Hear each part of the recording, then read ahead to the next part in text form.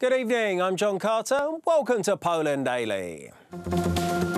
The Prime Minister, Mateusz Morawiecki, and the leader of the ruling Law and Justice Party, Jarosław Kaczynski, both gave speeches at the opening of the exhibition commemorating the work of Janusz Kortyka. Kortyka was the president of the Institute of National Remembrance between 2005 and 2010. In addition to the opening of the exhibition, there was a presentation of a new book about Kortyka entitled Obudzić Naród do Wielkości, or Awakening a Nation to Greatness. In the beginnings of the Third Republic of Poland, which for me were associated more with pettiness than greatness, we really needed people like Janusz Kortyka, who wanted to take us out of the stalemate that followed the fall of communism. He once said, "We are a free nation, so we need to get rid of the gene of enslavement." And it is true that since the end of the 18th century we have been struggling for freedom and thus acquiring a certain burden of not having sovereignty. That is why I will be forever grateful to Janusz Kortyka for awakening in us the opposite genes, the gene of freedom and the gene of greatness. Oczy bardzo wielu, ale w szczególności oczy mojego brata. The eyes of many, and especially the eyes of my late brother, were on Janusz Kortyka. In the eyes of my brother, he was one of the two main candidates for the position of the President of Poland. With time, he was more and more convinced that Janusz Kortyka would be the perfect candidate, as the late President of the Institute of National Remembrance was a man raised not only on patriotic, but also Christian values. Professor Kortyka's departure from this world was the end of an era. A day before the anniversary of the Smolensk air disaster, an annual protest took place in front of the Russian embassy in Warsaw, which has become an annual event on April the 9th. The manifestation was organised by one of the Gazeta Polska weekly clubs. Participants of the demonstration demand the truth about the Smolensk air disaster be revealed and for the wreckage of the Tu-154M and its black boxes to be returned to Poland. A conference entitled Captain Pilecki, the Unconquerable Hero, took place in the European Parliament yesterday. Pilecki was one of the biggest Polish heroes of the Second World War. He volunteered for a fact-finding mission to Auschwitz. About 700 members of the European Parliament received a copy of the captain's reports. Inside, he described the terrible treatment the Germans inflicted on the prisoners.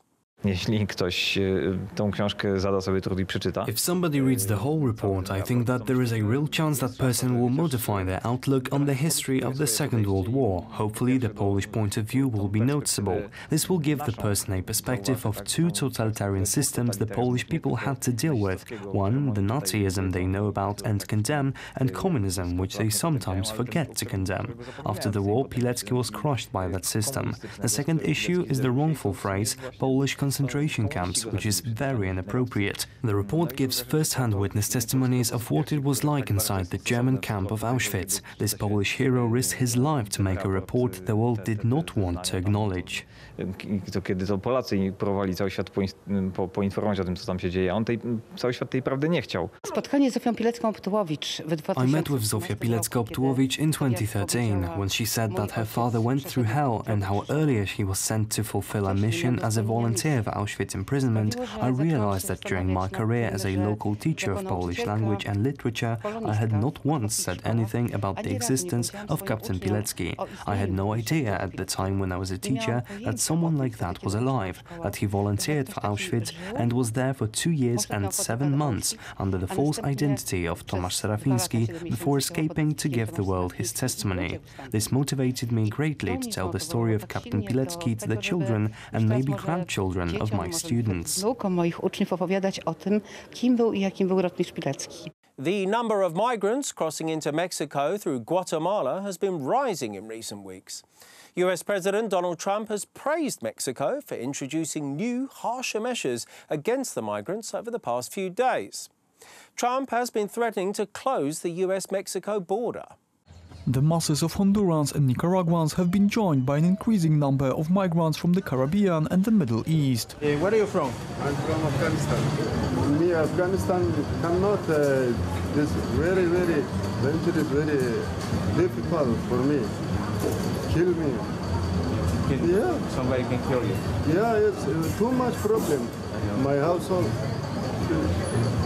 The Mexican government has severely cut down the number of humanitarian visas handed out to migrants, previously making it more possible for them to reach the US-Mexican border. Many of the migrants are now protesting against both President Trump and the President of Mexico, López Obrador.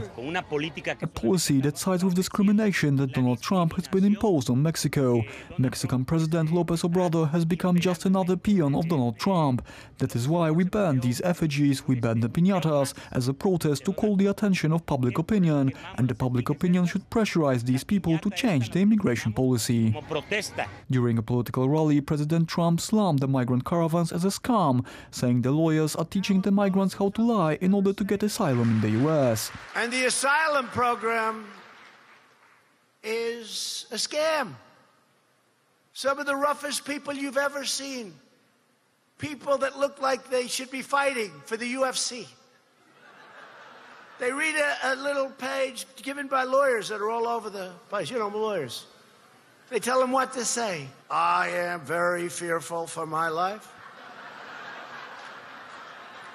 I am very worried that I will be accosted. If I am sent back home, no, he'll do the accosting. Asylum. Oh, give him asylum. He's afraid. He's afraid. We don't love the fact that he's got tattoos on his face. That's not a good sign. The number of border crossings into the US in recent months has increased to its highest levels since the early 2000s. The European Commission's complaint regarding Polish courts should be revoked. That's according to the Polish Minister of Foreign Affairs, Jacek Czaputowicz. The complaint was filed against Poland by the European Commission in December 2017, followed by the launching of the procedure known as Article 7 of the EU Treaty. Since then, the Polish government has withdrawn the changes the Commission deemed questionable. Our assessment of this issue is clear. Article 7 does not work. All we can do is to ask for the case to be reviewed over and over again. I think Franz Timmermans will present his point of view on this matter. We recognize his role as a political activist. We see that when he visits Poland, he does not meet with the government, but has meetings with the opposition, with those who criticize the ruling party. As you can see, this is a conflict of interests. When we say that support for the EU is falling and people are turning their back on it, we have an example of why that might be. We believe, and our view is supported by the EU Treaty, that Franz Timmermans, being the first Vice President of the European Commission, should remain politically neutral. Thank you very much for joining us here this evening at Poland Daily. I'm Jon Carter. Stay tuned after the break for Poland Daily Weather. It's followed by the business, then it's the culture, history, and finishing with the travel.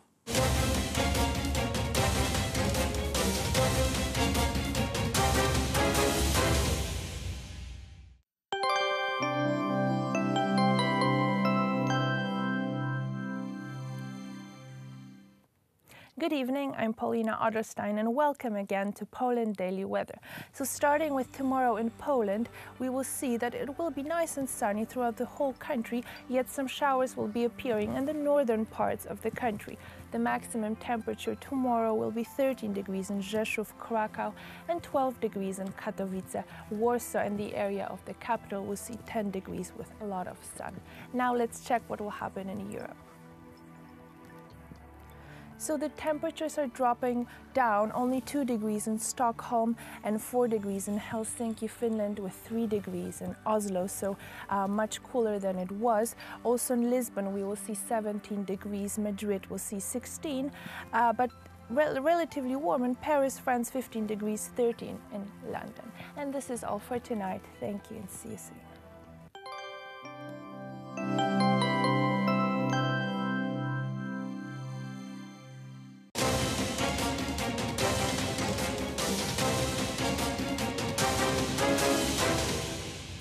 Poland Daily Business Edition. Tonight our guest is Ambassador Ryszard Żółteniecki. Sir, welcome to the show. 16+1, that's a format invented in Beijing maybe 15 years ago. The first meeting was in 2011, so that's 8 years ago.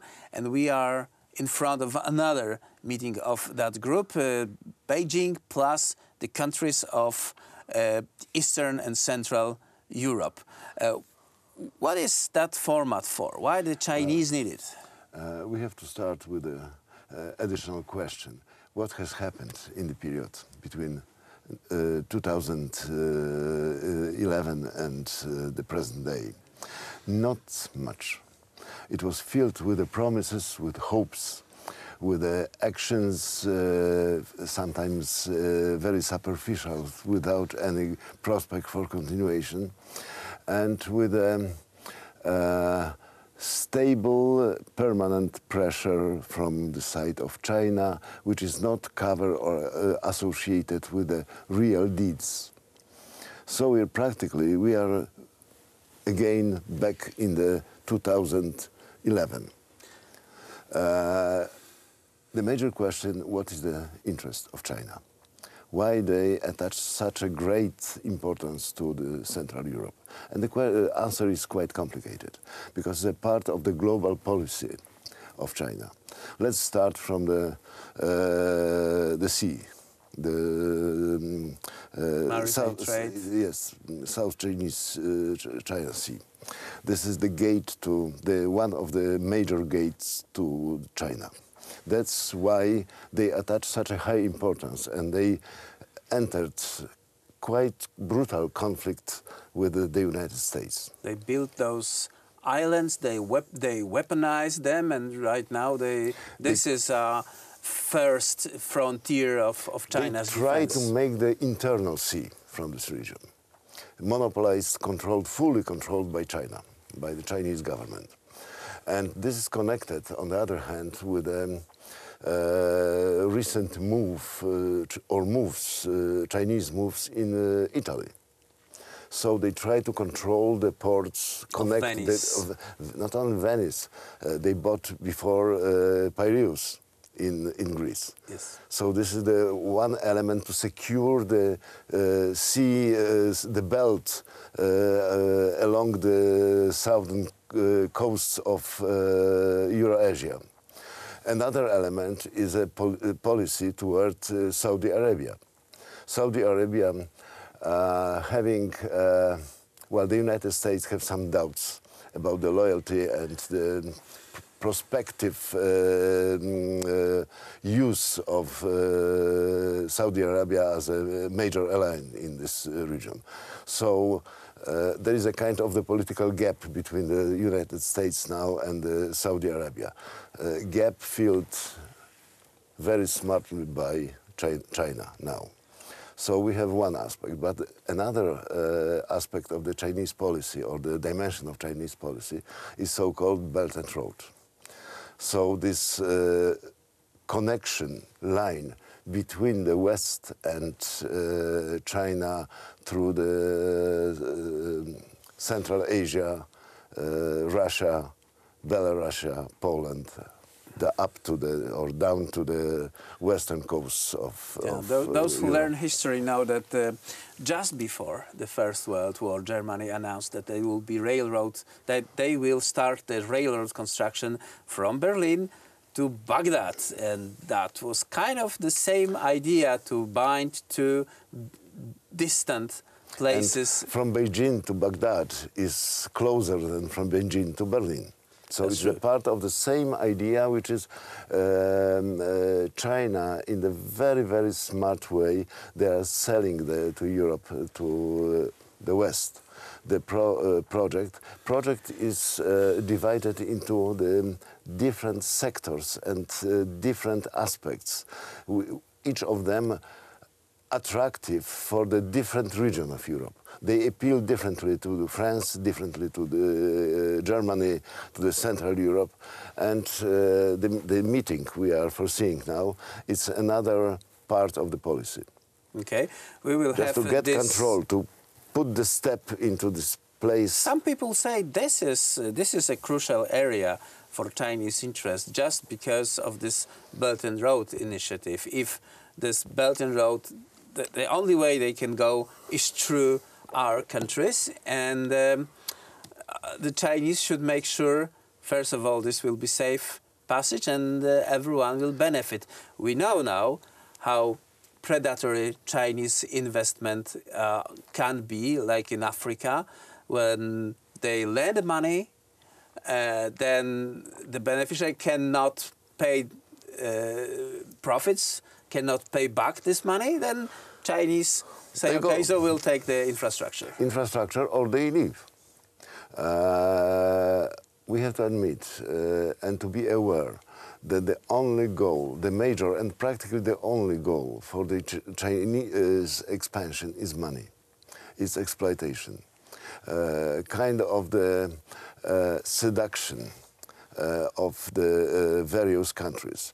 Because we live in the illusion, again, Germany independently, France independently, Central Europe, that we will benefit from the project. But so far we don't see any profits. Well, you know, like 2012, first cargo trains started to roll from China through Kazakhstan, Russia to Poland. They discharged their load at Łódź. Or at the ports in Poland. There are 2 ports for that. And that was like 1 train a month, and right now there are 3 or 4 trains a day. So this is significantly different. This is not our initiative. We are reactive. In the negotiation, in the international game, one of the biggest advantages is the initiative, the initial action.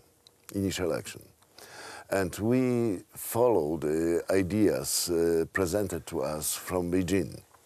We are not, we are unable until now to create the kind of strategy, how to deal with China, how to make a profit, how to... because we have huge trade gap with China. It's growing every year. As everyone in the world. Logically saying, if we will build a faster transport route that will bring down the cost, speed up the transportation, will our trade imbalance with China grow, or it will be smaller? I'm absolutely convinced and perfectly sure that it's the major advantage will be taken by the Chinese side. Yep. Because, you know, they ask us permanently, not only us, but also the United States. They appeal for the openness of our markets.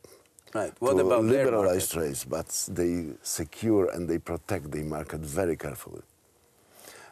So it's like kind of illusions went away. We know that China is a predatory capitalism.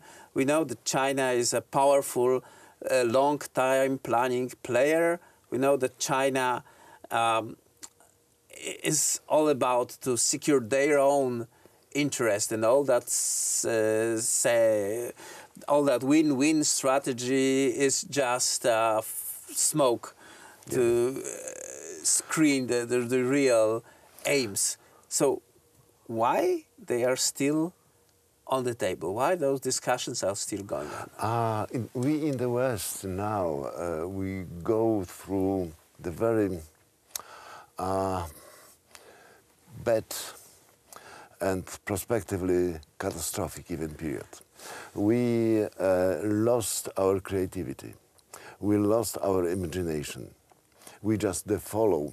We hope that someone will come to us and advise us with the new ideas, with the new strategies. The famous barbarians, and yet they are coming, sir. They are coming.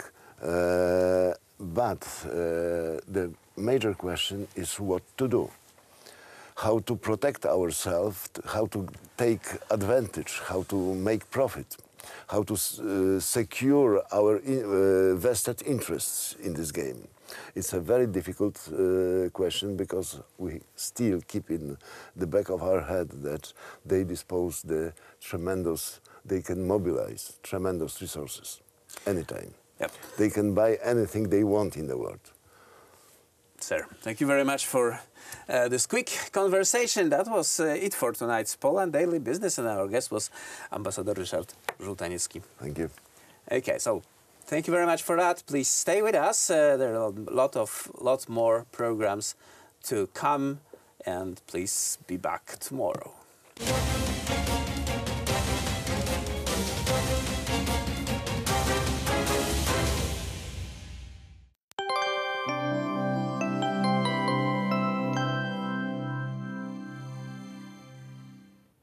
Good evening, I'm Paulina Otterstein and welcome to Poland Daily Weather. First, let's start with the forecast for tonight. So as we can see, nice and warm around Krakow, 11 degrees, 9 degrees will be seen in Rzeszów, 7 in the area of Lublin, but very cool around Olsztyn with -1 degree. 1 degree will be seen in Koszalin and 2 degrees in Szczecin.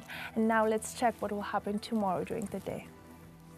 So nice and sunny almost all over the country, yet some showers will appear in the area of Olsztyn, also in Gdańsk with only 5 degrees. In those areas, 6 degrees in Koszalin, 8 degrees in Szczecin. Central Poland will see from 10 to 9, and the warmest will be around Rzeszów, Krakow with 13 degrees, 12 degrees in Katowice.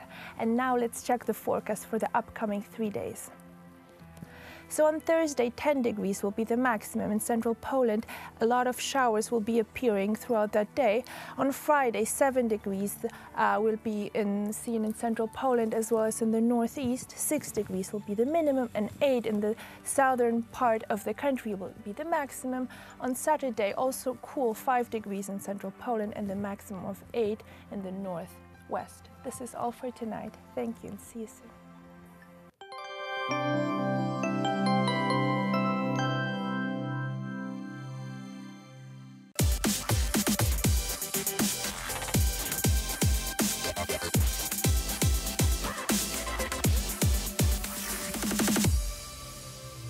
Mike Trebacz, the founder of Cruising Krakow, was born in Krakow. He left Poland at an early age with the rest of the communist-era exodus and moved to Vancouver, Canada. Mike completed a degree in philosophy at the University of British Columbia, sold his car, and moved to the opposite end of the cultural spectrum, Spain. He worked in Barcelona, but after 3 years of beaches, sunshine, and sangria, returned to the city of his birth. Mike has been running Cruising Krakow since 2006. The firm offers bike and segway tours for which roads are not necessary. You can blaze the trails, charge the open fields, and trek through the dirt. These off-road beasts have a wide base platform for maximum comfort, deep tread tires to traverse all sorts of terrain, and will go up to 20 kilometers per hour for about 20 kilometers. Jon Carter and Mike Trebacz will be taking you for a tour around Krakow.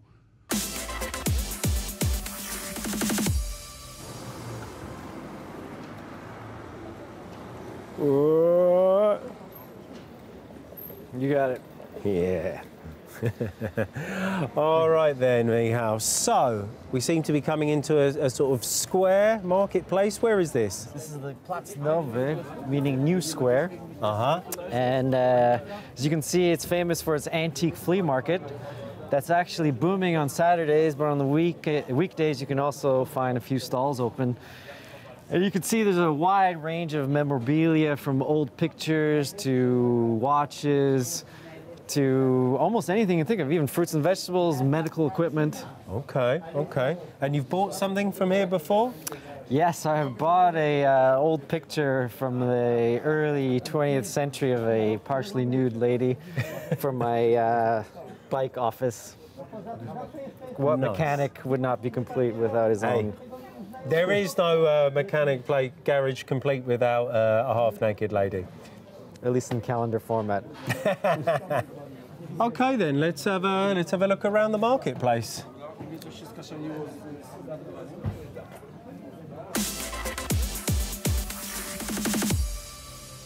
Kazimierz was once an independent town governed separately from Krakow until the late Middle Ages.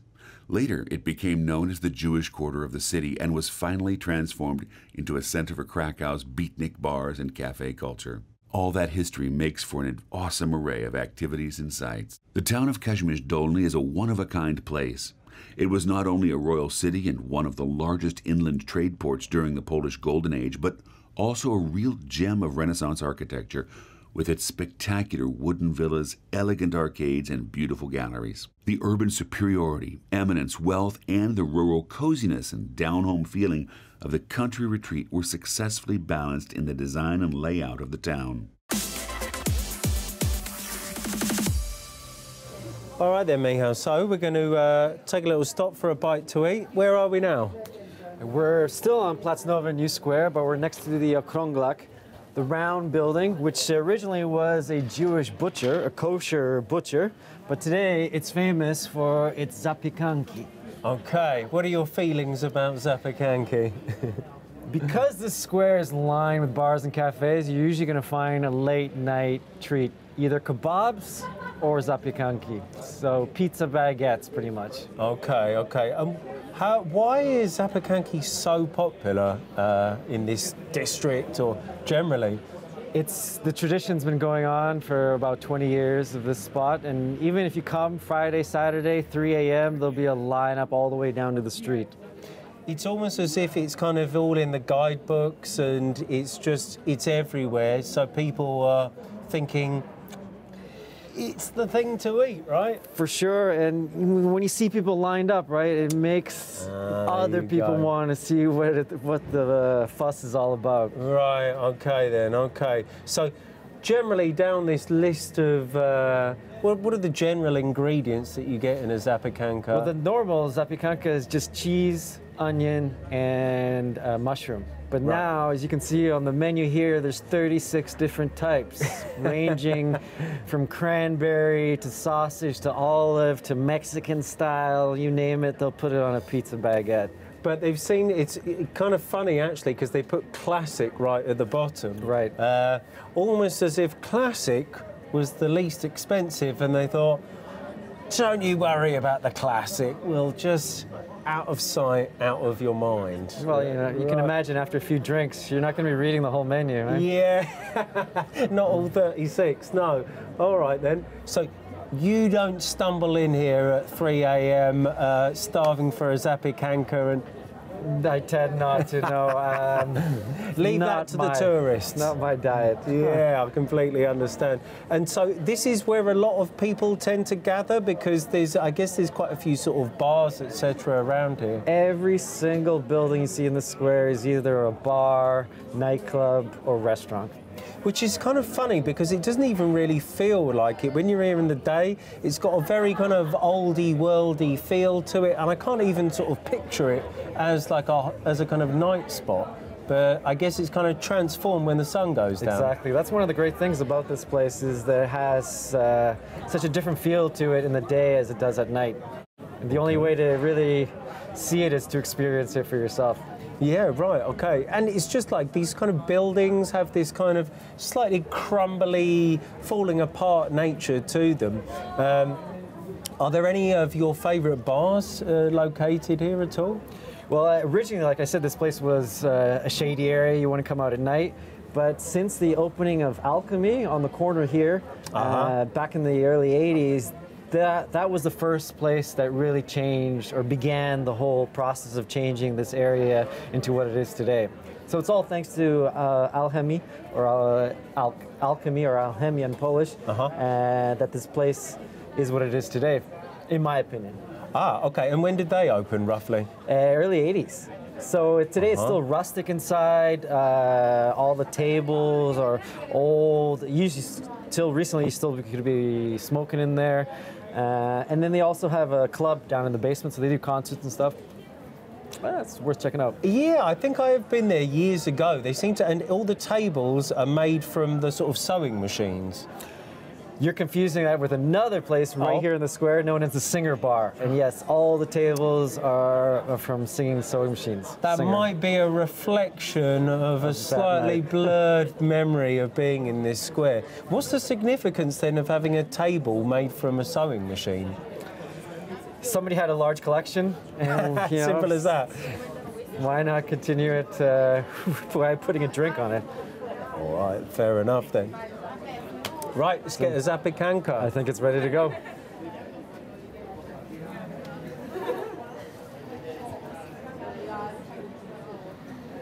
Oh, there it is. Dziękuję. Dziękujemy. Okay, so let's see what it's like then. Careful, you don't get any in your jacket.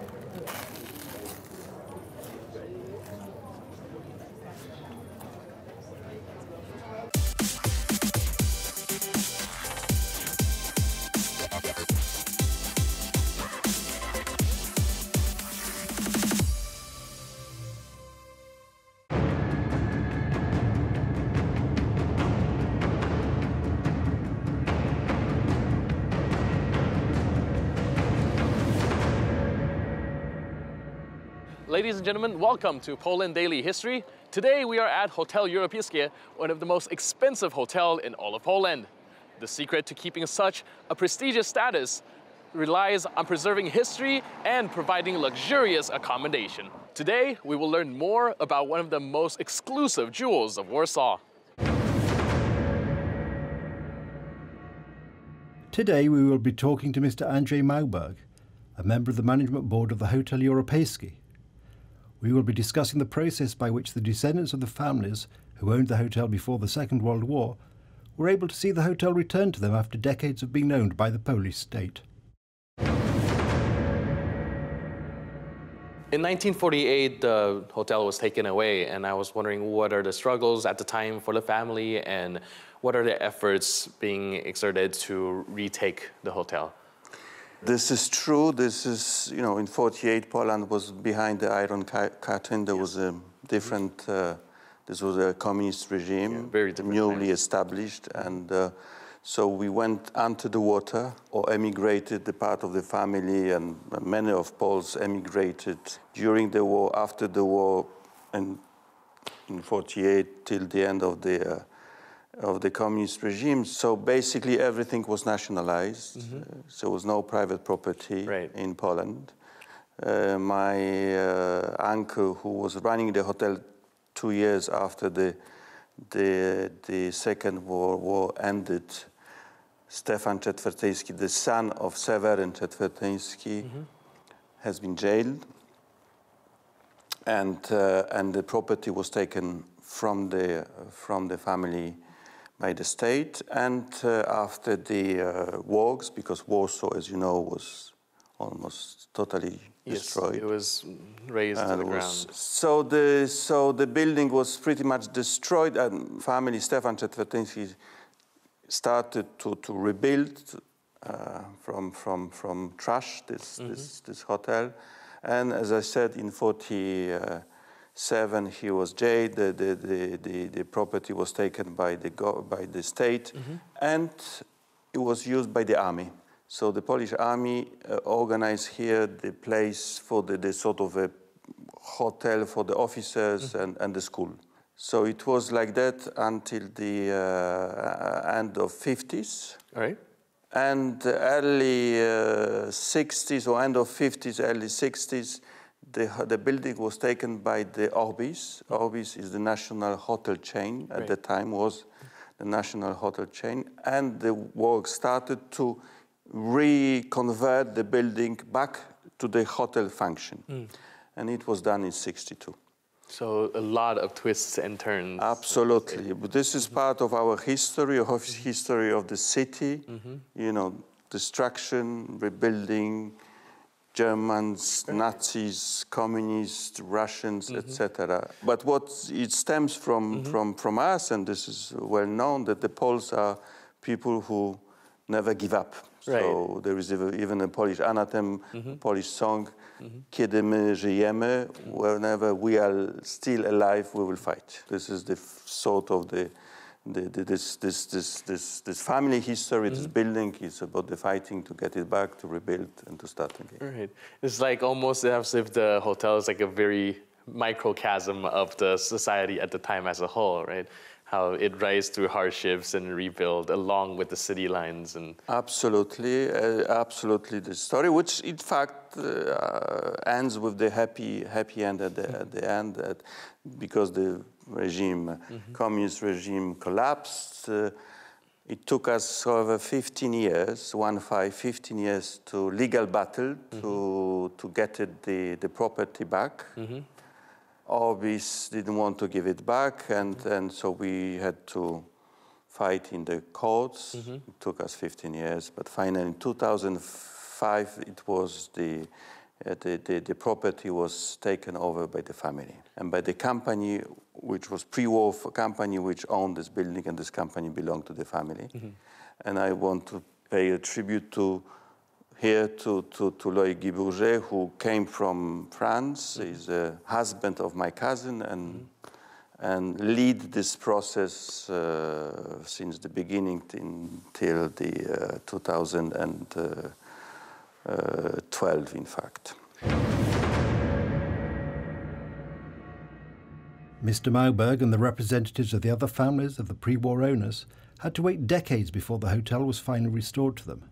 Owned by the Polish state since it was seized under the Beirut Decrees in 1948, the heirs of the original owners finally succeeded in having the Hotel Europejski returned to them in 2005 after a long legal battle.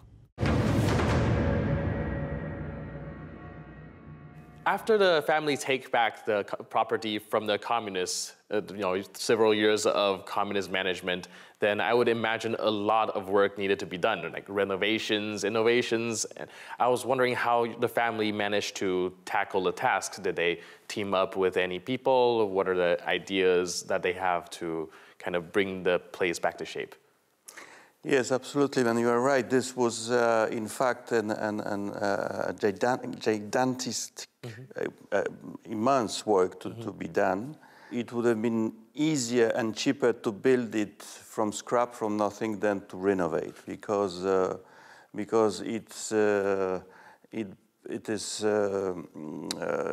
building is under scrutiny of national heritage, so everything had to be done with the permission of the administration, and it required enormous works, preparatory works, and then before the construction. In fact, the construction was the end part and the easiest or the shortest part.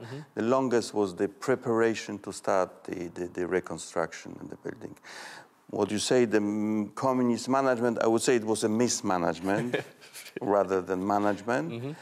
And so the building was in the really very bad shape. And obviously the family didn't have the money, sufficient means to make this investment. And we were lucky. We have managed to invite the very nice family, another family from Swiss-Polish family, Vera Michalski-Hoffmann, who is known from her activity in the publishing, in the books publishing, in Poland, in Switzerland, in France, in other countries. And she was she knew obviously the building during the communist years. She stayed here, and she decided to join the road and to join together to make this investment together. And we see now the results. The Raffles came. Raffles, I can tell you, when the guy from Raffles, the CEO of Raffles, came before the renovation, and he saw, we invited him to come to Warsaw, and he just, after 5 minutes, I knew that he was so amazed by the volume, by this building, the character of this building, that he was impressed. And he said very, very clearly that Warsaw at that time was not on the radar screen of Raffles, but because of this building, it became. Because the opportunity like that you don't miss. As I know, the hotel has gone under renovation. And I was wondering about how long it took and what are the hurdles, the hardships that you really have to struggle through, to get everything done. Yeah, indeed. It took far longer than normally it is required, but it was started by the company without no capital, basically. So we had to secure the financing. We had to imagine what we wanted to do with this building, with this very prestigious and iconic building. And it took some time to have to create a business model for this building. And we decided to make this building not only a hotel, but also an office and retail space with the common denominator luxury, because of the place, because of the history, because of the prestige. That's why we have on the top floors, you see this modern part of the building, which is 21st century. It is not 19th century. It's steel and glass and aluminium, very nicely fitted in this 19th century form as designed by Marconi. And it took some time to convince the authorities, the national heritage, that we can do this junction together. This is the first sort of this type of the junction between the old and new in the city. It took us couple of years, in fact. Many projects, many architects to be consulted, and then we finally found this one, which you can see on the top of the building. And it added an office space, which was required to make this business stable. The luxury hotel at the time we were starting this investment was something people were a little bit afraid, because Poland was considered as a cheap country for the economic hotels and not for the luxury. Here now you see this beautiful place, and you say the same luxury you can see in London, Paris, whenever. And there is no compromise, in fact. You have to be, the luxury is luxury. Hotel Europejski has 150 years and counting of very interesting history. And the fact that the history is preserved and the personal touch of the place is what gave it the standard for the best hotel in Poland and has set the standard ever since. I'm your host, Benjamin Lee. I'll see you next time on Poland Daily History.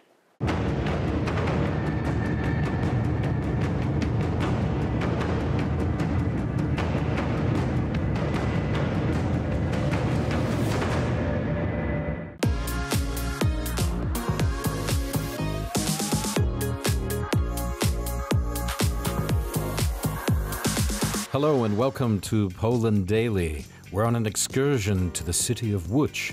It's right in the center of the country. Known as the Polish Manchester, it's a city of art and industry. And that's where we are for this series of episodes. Łódź is famous for factories making all kinds of things, as we'll see. In its heyday, it supplied textiles to the whole of Europe. In post-World War II Poland, Łódź also became a factory of dreams. It was the site of the Warsaw Film School at Łódź, and it earned the city the sobriquet of Hollywood. That's right, the Hollywood of Poland. The film school produced such top talents as Roman Polanski, Andrzej Wajda, and Krzysztof Kieślowski, and many others, as we'll see. There are more superlatives in this city, about 75 miles southwest of Warsaw, the capital. Łódź boasts the largest shopping center in Poland, Manufaktura. It's made out of an old factory complex. That's the largest shopping center in Poland. It also boasts the longest pedestrian street in the country, Piotrkowska, where you will find all manner of restaurants, clubs, and just about everything else you'd expect on a pedestrian street, including a statue of Arthur Rubinstein, the famous pianist who was from Łódź. And the pièce de résistance, marrying both technology and art, is the Science and Technology Museum next to the railway station. This is a world-class museum. It looks like something that belongs in the Smithsonian Institution. It's interactive and impressive. That's Łódź, and that's where we are on Poland Daily Travel, your destination for perhaps the best travel about Poland you'll find anywhere. Poland Daily Travel, like us on YouTube and like us on Facebook. We like you. Watch us now. Hi, and welcome to Poland Daily. I'm Will. This is Paula. Hello. This is Tom, Hi. our friend from Łódź, and we're talking about some more about this huge complex called Manufaktura and its history. Tomek, where are we standing now? What does this gate represent?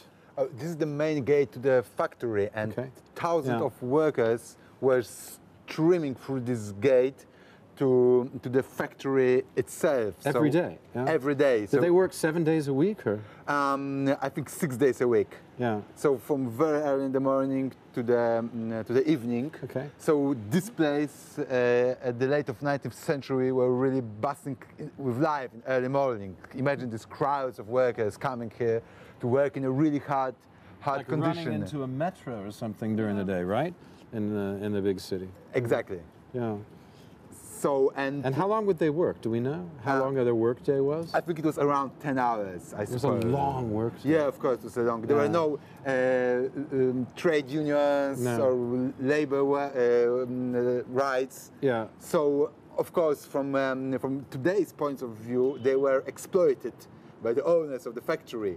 But in 19th century, it was something really common. But finally, it finished in the rebellion of workers in 1905. There was a big rebellion of workers who were demanding obeying their rights and preserving better life conditions. So, so it is like this very, very 19th century style capitalism. They call them the robber barons in the United States. The names like Carnegie and Rockefeller, and everybody knows the story. Pulitzer, and all these various people who built huge fortunes, and before there were any sort of political or even social rights for the workers. But so these guys, these two fellows, what were their names? The ones who built this complex? Israel Poznański. Okay. Poznański and his friend, or no? No, two brothers. There were two brothers. There were brothers. Another brother owned another factory. So this was Israel Poznański. Israel Poznański's factory. Yeah, and we talked about the film Promised Land. If you want to know more about it, watch the film Promised Land or read the book. I want to know more. You want to know? You should watch the film. It's a great film. Daniel Olbryski. Olbryski. Pshoniak as well, right? They play the two You're fellows. right. Yeah. This is a really famous Polish movie. Right. And and it shows very well how this place looked like in the 19th century. Yeah. So if you would like to move from 21st century to the roots of the modern capitalism, just watch The Promised Land.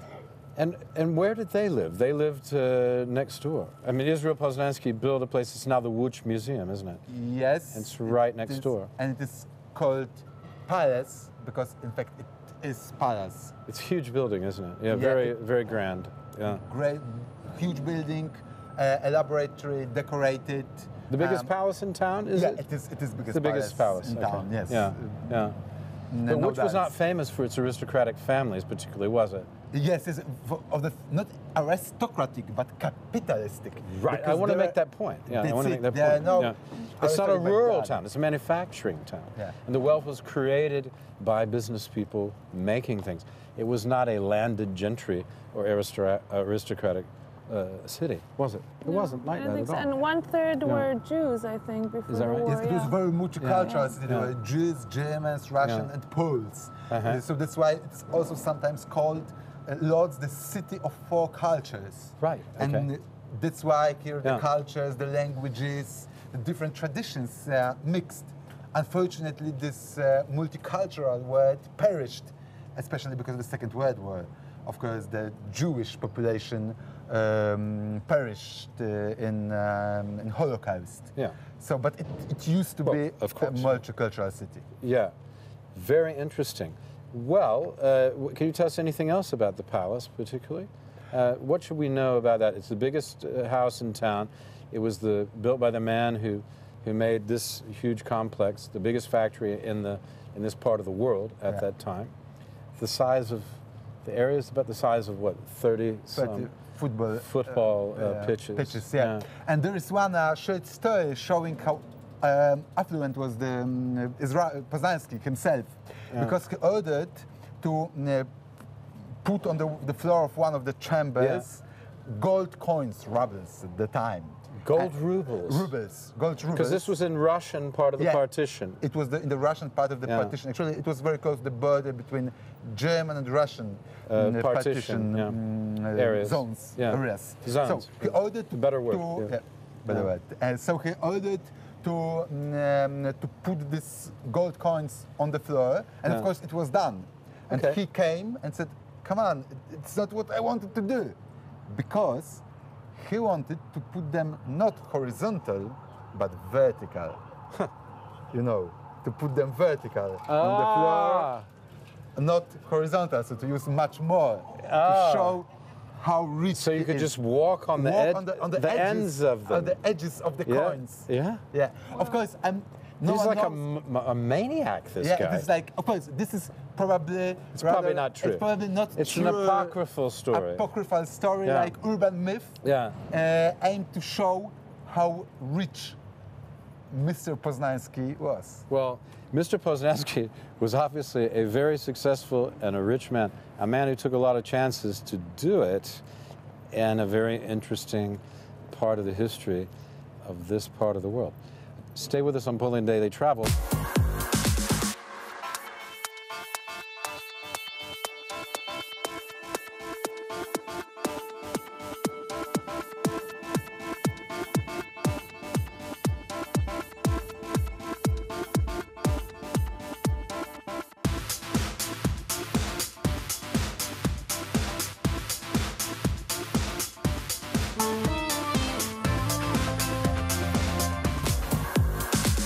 Look, we just walked down here past the Vienna House Hotel, leaving the palace behind us, the great palace that you were looking at before and that we were talking about. And now behind us, what do we have? What is this? Yeah, did the worker used to live here? Yes, you're right. Here you can see the workers' residence, or rather flats. Which is all under construction now. It is under renovation. It's under renovation. It's under now. renovation. Yeah. So as you can see from their window, they were looking directly at their place of work. The place of work. Yeah. So part of their pay would have been to be able to have accommodation here. To have accommodation here, exactly, and other facilities like hospital, school.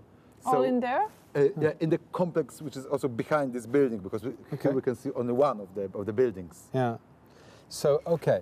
So now we've seen the palace, we've seen elements of the factory, the hotel, well, the converted hotel, and now we're looking at the houses where the people used to live in, which probably are going to go for a pretty nice price once they're renovated, right? I suppose so. Like, looks like they're going to be nice sort of townhouses or something like that, or apartments, right? Yes, that's it. And now such apartments are going more and more popular in the former factory buildings. So it's going to be hopefully really fancy.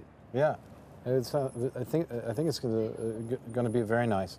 Well, anyway, that's here at Manufaktura. We're moving on. We're going to go on and see the train station, which has been totally renovated, and eventually we're going to go to a very nice museum. So also brand new, the Museum of Technology, right? Yeah. Brand new, but in the former power plant. In a former power plant. So everything in Łódź. Everything in Łódź. It's modern, but in the historical spots. Right, in these former manufacturing places. Yep. You like that? Yeah. You ready to go to the museum? Maybe we'll take a train ride. Yay. What do you think? You want to go to a train? Where do you want to go? You want to go somewhere? Museum. We're going to take a train ride to the museum. It's next door. We can walk. Okay. We'll be right back. Poland Daily Travel with Tom and Paula and me, Will. See you later.